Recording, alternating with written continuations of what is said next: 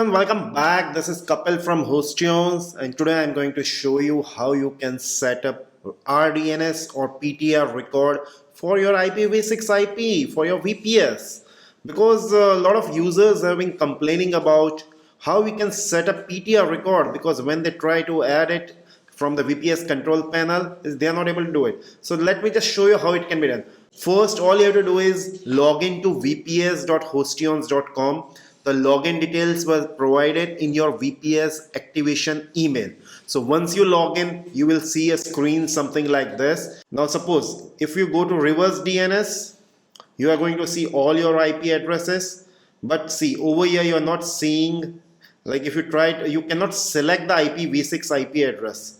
And I will want to explain you why you are not able to do it, or how you can fix this so that you can actually add RDNS or PTR record for your IPv6 IP. See, by default it's allowing me to select any of my IPv4 IP but not IPv6. So how do we fix that? Just go to list VPS again, go to your VPS for which you want to set a RDNS record, click on this arrow, and over here go to settings.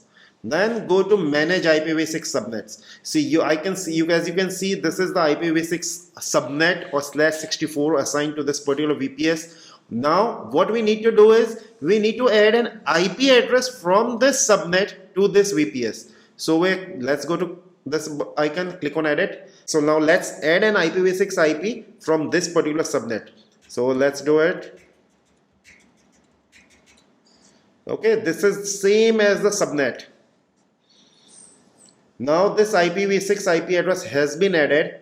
So now what we can do is, now if you go to reverse DNS, you will be able to select this IP address.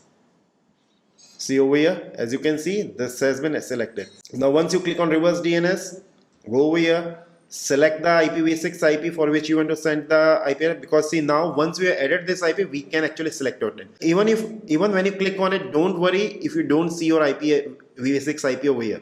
Whatever record you add over here, it will actually get propagated. So just try test.rdns.hosteons.com. add reverse DNS. Okay, so the IPv6 has been added. Now let's go over here. So this was the IPv6 IP for which we set the RDNS record. Now let's see if it has been added or not. Okay, fine. So I'm just going, since I'm using Mac, I'm just going to terminal and let's try.